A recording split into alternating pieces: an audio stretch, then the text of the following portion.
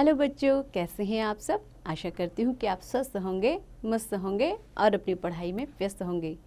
आपकी इसी पढ़ाई को आगे बढ़ाते हुए आज हम पढ़ने जा रहे हैं एक नया पाठ, एक नया चैप्टर, जिसका शीर्षक है प्यारा सूरज। तो बच्चों, इस पाठ में सूरज की महिमा का वर्णन किया गया है। तो आइए इस कविता को शुरू करते हैं। आप लोग भी ध्यान से सुनिएगा और समझिएगा। हंसकर रोज जगाया करता सबको प्यारा सूरज, गाने चिड़ियों के लाता है रोज हमारा सूरज। तो बच्चों, कवि क्या कह रहा है? कवि कह रहा है कि सुबह सुबह रोज हमें कौन जगाता है? सूरज। और कैसे जगाता है? हंसकर। सुबह सुबह सूरज जब आसमान में आता है, अपनी किरणों का प्रकाश हम तक पहुंचाता है, तो हम सब जाग जाते हैं। गाने चिड़ियों के लाता है रोज हमारा सूरज। और जैसे ही सुबह सूरज निकलता है तो चिड़िया क्या करने लगती हैं? चहचहाने लगती हैं। ऐसा लगता है कि वो सुंदर सा गाना गा रही हैं। बड़े सवेरे सोने जैसा लगता बालक भोला, तेज दौड़ने लगता है फिर बना आग का गोला। बड़े सवेरे सोने जैसा, तो सुबह सुबह जब आप सूरज को देखते हो कैसा दिखता है बच्चों? थोड़ा सा गोल्डन गोल्डन दिखता है ना, यानी कि सोने के रंग का दिखता है। लगता बालक भोला, और ऐसा लगता है कि जैसे कोई भोला भाला बच्चा है।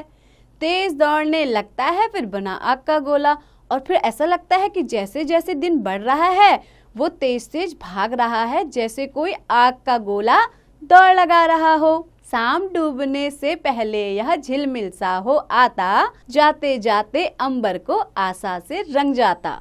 तो बच्चों, कवि क्या कह रहा है कि जैसे ही संध्या काल होती है तो सूरज डूबने लगता है, लेकिन डूबने से पहले झिलमिल सा हो आता। तो कैसा लगता है? जैसे झिलमिल झिलमिल कर रहा हो। जाते जाते अंबर को, अंबर यानी कि आकाश में, आशा से रंग जाता। आपने देखा है सनसेट का जो सीन है कैसा होता है? एक लालिमा पूरे आकाश में छा जाती है। तो ऐसा लगता है कि जैसे उसको आशा के रंग से अंबर को सूरज रंग गया है कि मैं कल फिर आऊंगा और यही रंग फिर से फैलाऊंगा। सूरज सिखलाता है हमको बड़े सवेरे उठना, प्यार भरे नन्हे फूलों से हंसते गाते खिलना। तो सूरज हमको क्या सिखलाता है? कवि कह रहा है कि सूरज हमको सिखाता है कि क्या करें, हम सुबह सुबह जल्दी से उठ जाएं, प्यार भरे नन्हे फूलों से हंसते गाते खिलना।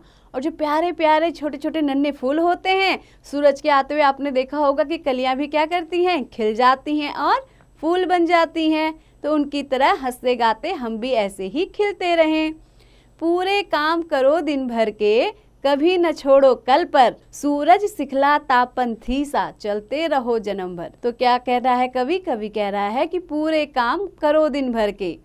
तो हमें क्या करने चाहिए? पूरे दिन भर काम करना चाहिए और किसी भी काम को हमें कल पर नहीं छोड़ना चाहिए। और इसके साथ साथ सूरज हमें क्या सिखाता है? पंथी सा, पंथी यानी कि जो रास्ते में चलने वाले होते हैं। तो हम ऐसे राही बने, ऐसे पंथी बने कि हम जन्म भर चलते रहें, यानी कि हमारे कदम कभी भी रुके नहीं। सूरज बिन सब और अंधेरा, लगता सब कुछ फीका, इसीलिए तो कहते सूरज जीवन है धरती का। तो बच्चों, कवि क्या कह रहा है कि सूरज के बिना सब और अंधकार छा जाता है। जैसे ही सूरज जाता है, आपको पता है ना कि एकदम अंधेरा हो जाता है, लगता है सब कुछ फीका।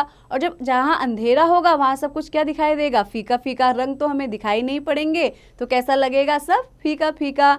इसीलिए तो कहते सूरज जीवन है धरती का। इसीलिए सूरज को इस धरती का क्या कहा गया है? जीवन। इस धरती की लाइफलाइन कहा गया है ना बच्चों? तो आपको ये कविता कैसी लगी? आशा करती हूँ आपको ये कविता बहुत पसंद आई होगी। और इस कविता के लेखक हैं प्रकाश मनु जी। प्रकाश मनु ने बहुत सारी कहानियाँ और कविताएं बच्चों के लिए लिखी हैं। तो बच्चों, ऐसे ही पढ़ते रहिए, आगे बढ़ते रहिए, और हाँ, इस कविता का अभ्यास बार बार कीजिए।